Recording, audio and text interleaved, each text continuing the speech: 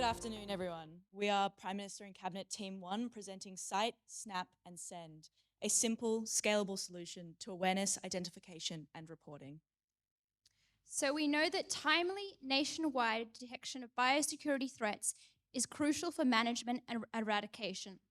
So we asked ourselves, how can we increase citizen biosecurity awareness and crowdsource the identification and reporting of biosecurity threats? Our goal is to engage the majority of the Australian population as citizen scientists, including transient, urban and rural populations. Broad consultation of stakeholders such as government and agricultural sectors will let us address their unique needs. We identified 3 key behaviours that we would like our citizen scientists to engage in. Firstly, engagement with biosecurity information and news. Secondly, identification of potential biosecurity threats. And finally, reporting potential biosecurity threats. In order to diagnose the current barriers to engagement, we've identified key pain points in the consumer journey, including awareness, identification, and reporting behaviours. Firstly, the passive bystander lacks biosecurity awareness, since it's primarily an invisible issue without a salient sense of urgency. When seeking information, the large variety of potential pests and diseases leads to cognitive overload, and people lack a reference point to accurately judge the severity and the proximity of threats. Secondly, the motivated citizen experiences uncertainty and friction when identifying biosecurity threats. They lack the capability, the knowledge, and the confidence to identify threats, and they struggle to distinguish normal from abnormal symptoms. Finally, the proactive participant looking to report a threat is hampered by the choice overload when choosing a reporting method. In addition, they may be loss averse to the time and the resources needed for reporting. There are also limited rewards for reporting and potential negative effects if there is a threat that is identified positively. Therefore, we've created a simple, scalable solution. Unfortunately, these pain points are exacerbated by the current reporting framework. The existing 3-pronged system involves a content-heavy platform, a manned hotline, and a complex reporting form. Supported by Thompson et al., these methods fail to address the 1-2 element of the biosecurity framework. This system is complex, convoluted, and uninspiring to the average consumer and makes no effort to use motivation, opportunity, or social norm nudges. Today's information and service environment is full of app-based services, which require download, registration, and 2-factor authentication. Further to this, apps now operate in a space overloaded with news alerts, instant messaging, and 24/7 reachability, making it almost impossible to break through the noise. This overloaded space has also contributed significantly to app fatigue. The consumer no longer tolerates the process that it takes to engage in an app-based system.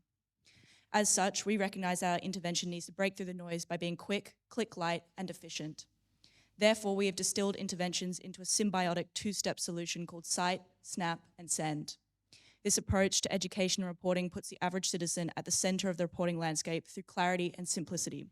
Step 1 is a regional biosecurity rating, and Step 2 is a simple text message service. Thank you, Grace. As telegraphed, the first step in our intervention is the biosecurity danger rating system. At its core, the proposed system is an awareness-driving heuristic, a combination of a rating that clearly and concisely conveys a threat posed to Australian communities and corresponding calls to action that communicates the urgency of biosecurity breaches and how and when people ought to engage. From left to right, these danger ratings are moderate, where you should plan to prevent and prepare to act. Very high, where you should be on active alert for signs of incursions. Extreme, where you might take action to preserve your community. And catastrophic, indicating an area may be quarantined at that time and you must exercise extreme caution. This system aims to broadly lower the floor and raise the ceiling of biosecurity engagement, and moreover, minimize the current friction that impedes urban, peri-urban, and transient communities comprehending biosecurity issues. But perhaps most importantly, you may have noticed a striking resemblance to another widespread system throughout Australia. This is no mistake. The Australian Biosecurity Danger Rating System purposefully draws from the existing fire danger rating system with the intent to piggyback off the existing reputation, attitudes and norms, and countrywide infrastructure and comprehension to achieve its intended outcomes. In the same vein as the fire danger rating system, the biosecurity system would also have nationally consistent colours, signs, and terminology, invoking a strong visual cue to take action. The system would also be subject to consultation and be evidence-informed to reliably relay educational, location-particular warnings. And finally, this system would affirm the urgency of biosecurity threats, helping save the lives and livelihoods of Australians nationwide.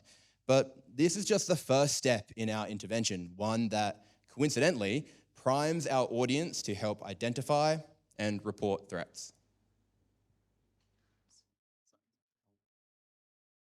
Thank you, Josh. Now on to stage 2, engagement in 2 parts, an SMS text reporting line with signs to drive consumers to use the line. The signs will depict the biosecurity risk and how to contact the hotline through our site, snap, and send process. These signs will be situated across the country, including in areas that aren't currently experiencing outbreaks, but targeted at vegetation-heavy zones such as campgrounds and national parks. The signs will use clear visual cues to show what to look for, feature an incredibly simple call to action using imperative language, and offer only one choice within a consumer's choice architecture for reporting. This limits choice overload. We have opted for physical signs as they utilize an already established norm in these locations, as people already seek information from beach advice signs, signs depicting walking trails at the start of national parks, and high-vis animal and risk signs. We also chose physical signs as we are trying to combat the app fatigue that Grace mentioned earlier. The positioning of the signs at the front of these areas ensures physical salience and a just-in-time prompt before consumers enter the relevant area. The signs also reference the risk rating system covered in stage 1 and use heuristics to signal the cost of inaction to the consumer. The text line is a simple one-stop shop system where customers snap a photo and send it to a phone number. Texting remains a core component of all mobile phone models and is accessible to multiple generations. Once an image is sent, a reply text will confirm the user consents to the sharing of data, but also references a local group, Hero Winery, that will benefit from the action they've just taken. This creates instant gratification while also drawing on the identification of consumers with their local communities or favourite places to travel and visit. As you can see, the extent of the necessary interaction is incredibly short and incredibly simple. The core capability of Oh, sorry. We've identified 3 risks associated with our proposed solution. The first risk is technology breakdown, but we've identified this as low risk due to the reliance on cellular service as opposed to mobile data, with mobile data being less reliable. Additionally, if someone happens to send a text message and they're outside of service, it'll automatically upload as soon as they're back in service. Our second risk is an overload of submissions with no abnormalities, which could skew a data set. We rated this medium risk, but we've intentionally introduced clear visual cues to signal what abnormalities look like, as well as focusing our scope on 1 to 2 diseases so consumers do not have to retain a lot of information, and focusing on diseases easily identifiable to the eye, like myrtle rust.